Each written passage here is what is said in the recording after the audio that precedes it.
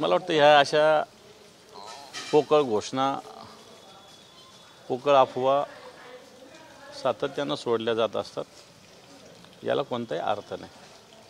पण सातत्याने या चर्चा होत आहेत, काही लोक संपर्कात स्वतःचं महत्त्व दिल्लीत ठेवण्यासाठी अशा पद्धतीनं, कारण राज्यात आता व्हॅल्यू संपत आलेला आहे, म्हणून दिल्लीत काही महत्त्व राहावं, थोडीशी इज्जत राहावी म्हणून अशा पद्धतीनं अफवा पसरवल्या जातात.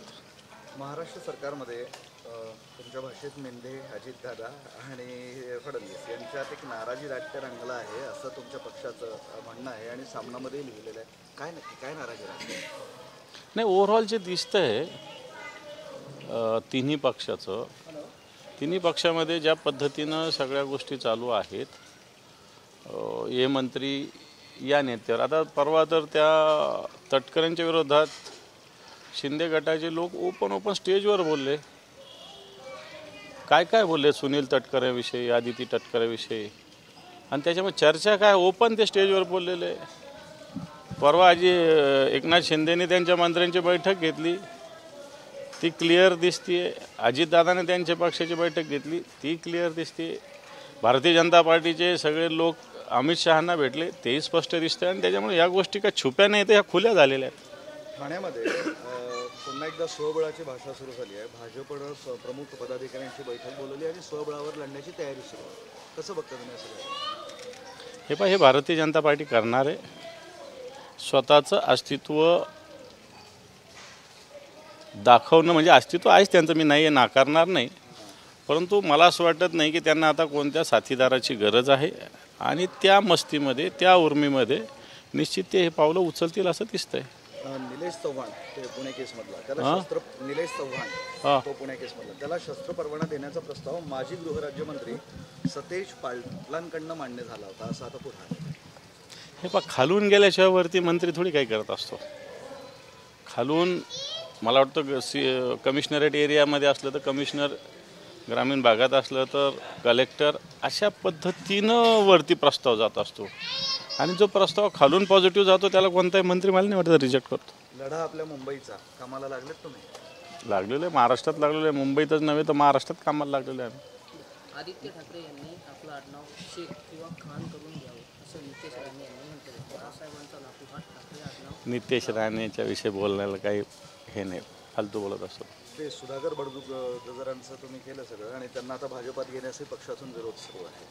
काय स्टेटस बडगुजरांचं? आम्हाला काही माहिती नाही. काल त्यांची पक्षातून हकालपट्टी केलेली एवढं निश्चित. कारण पक्षात असताना ज्या पद्धतीनं, ठीक आहे, पक्षात नाराजी व्यक्त करण्यासाठी निश्चित व्यासपीठ आहे सगळ्यांना. आमच्या दर आठवड्याला बैठका होत असतात, नेत्यांच्या उपनेत्यांच्या 15 दिवसाला होत असतात. आणि त्या व्यासपीठावर सगळ्या विषयावर सांगोपांग चर्चा होत असते. मला वाटतं त्या व्यासपीठावर बोलल्यानंतर काही झालं नाही तर आपण समजू शकतो, पण तो त्या व्यासपीठावर न बोलता भलत्याच व्यासपीठावर बोललं तर मला असं वाटतं पक्ष शिस्तीनं चालत असतो, एखादा माणूस असला काय आणि नसला काय. राज्य सरकार एक मोठा खर्च करत आहे, सगळ्या मंत्र्यांना हायटेक करण्यासाठी आयपॅडची खरेदी करणार आहे आणि आता ई कॅबिनेट होणार आहे असं म्हणतात. व्हावं, आता त्याला फार खर्च थोडी लागतो आयपॅड घ्यायला वगैरे. पण ई कॅबिनेट नाही, हे जरुरी आहे आताच्या घडीला, की एकदम पेपरलेस काम करणं आवश्यकता आहे, थोडं स्मार्टपणे काम करण्याची आवश्यकता आहे, कित्येक गोष्टी टाळण्याची आवश्यकता आहे. मग कोणी म्हणतं विषयपत्रिका द्या, कोणी म्हणतं मिनिट्स द्या, कोणी म्हणतं प्रस्ताव द्या, आणि सगळे मला असं वाटतं मेल असो, एखादं सॉफ्टवेअर बनवलं असं तर त्याच्यावर पाहणं वाटतं काळाबरोबर चालणं आवश्यक. त्याच्यात काही चुकीचं पाऊल सरकार उचलतं असं मला तरी वाटत नाही. गेली काही दिवस तुमचं आणि मनसेचं ते युतीचं सुरू आहे आणि त्यात आज त्या मनसेचे संदीप देशपांडे यांच्याकडनं पुन्हा एकदा संकेत देण्यात आलेला आहे युतीचं. ते नरकातला स्वर्ग पाहत काहीच म्हणजे विधान केलं आहे त्यांनी सूचक. त्याचा अर्थ काय? की आम्ही लवकरच एकत्र येणार या संबंधितलं. मग काल आदित्य साहेब पण बोलले ना, त्याच्यामुळे आता आदित्य साहेब बोलल्यानंतर किंवा स्वतः राजसाहेब उद्धव साहेब बोलल्यानंतर मला असं वाटतं बोलले असतील संदीप देशपांडे पण. तर ह्या सगळ्या गोष्टी सकारात्मक चर्चा व्हावी असं सगळ्या शिवसैनिकाची, मला वाटतं मनसैनिकाची सुद्धा इच्छा असेल. यावर मनसे नेते प्रकाश महाजन म्हणतात असं मीडियातून युती होत नसते, प्रत्यक्ष भेटून चर्चा करून युती करावी. आणि त्यांचं विधान ते गोंधळात टाकणार आहे. जे लोक रोजच्या निर्णय प्रक्रियेत मला वाटतं त्यांना या सगळ्या गोष्टी माहिती असतात. सतत माहिती असेल तुम्हाला. त्यांचं एक विधान आहे, 100 वर्ष जरी महाराष्ट्रात कोणाची सत्ता असेल ब्राह्मण देवाला जरी महाराष्ट्राचा मुख्यमंत्री केला तरी महाराष्ट्राची परिस्थिती सुधारणार नाही असं नाही म्हणता येणार. आपण सकारात्मक विचार केला पाहिजे की हा महाराष्ट्र स्थिर स्थावर झाला पाहिजे, त्याची प्रगती झाली पाहिजे. आणि याला 100 वर्षाची गरज नाही. ठरवलं तर वर्ष 2 वर्षात हे काम होऊ शकतं. ठरवायची आवश्यकता आहे. तुळजापूरचं एक ड्रग्स प्रकरण आहे. तुमचे आमदार खासदार तिथले त्यांनी नाराजी व्यक्त केली आहे की मुख्य आरोपींना मुकाट सोडल्या जात आहे, चार्जशीटमध्ये गंभीर चुका होत आहे आणि भाजपच्या काही लोकांना वाचवण्याचे प्रयत्न केले जात आहेत. सत्य आहे, मी सुद्धा तुळजापूरला गेलो होतो. ड्रग्जमध्ये काही थातूरमातूर कारवाया केल्या जातात. मुख्य लोक बाजूला राहिलेले आहेत, फरार आहेत किंवा त्यांना जाणीवपूर्वक FIR पासून दूर ठेवलेलं आहे. आणि बाकी जे असे ज्याला थातूरमातूर म्हणता येईल अशा लोकांवर कारवाई केली जाते. एक जरांगे पाटलांचं आहे, त्यांचं असं म्हणणं आहे की देवेंद्र फडणवीसांनी जे काही केलं आहे ते लवकरच उघडं पडेल, ते कार्यकर्त्यांसमोर पक्षासमोर उघडे पडतील. पडणार असतील, मला त्यातले डिटेल्स माहिती नाही. लाडक्या बहिणीवर अपात्रतेची कारवाई केल्यास कोर्टात जाऊ असा इशारा बच्चू कडूंनी दिला आहे. सरकारकडून लाडक्या बहिणींची फसवणूक सुरू असल्याचं सुद्धा ते म्हणतात. हे पण लाडक्या बहिणी जवळपास 9-9.5 लाख आत्ता पण गाळलेल्या आहे.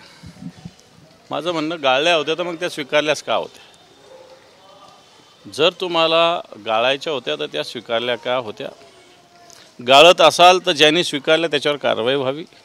ही भूमिका काय अयोग्य असं मला वाटत नाही. पुणे महापालिकेची एक वैद्यकीय अधिकारी आहे, तिचा भाजपचे काही नेते छळ करत आहेत. तिने बऱ्याच पोलीस स्टेशनमध्ये गेली, अनेक ठिकाणी गेली आणि आता अखेर राज्य महिला आयोगाकडे गेली. कोणीच दाद देत नाही असं म्हणणं आहे. नाही, अशी ही कोणी भगिनी आमच्याकडे आली तर निश्चित त्याला न्याय देण्याचा प्रयत्न करेल. भारतीय जनता पार्टीचे असो की कोणत्या पक्षाचे कार्यकर्ते असो, त्याला धडा शिकवण्याचं काम करू, जर त्या भगिनीची भूमिका योग्य असेल तर. एक राष्ट्रीय प्रश्न आहे, बंगळुरूमध्ये ते झालं, कोण जबाबदार वाटतं तुम्हाला? नाही, याच्यात नियोजन असलं पाहिजे.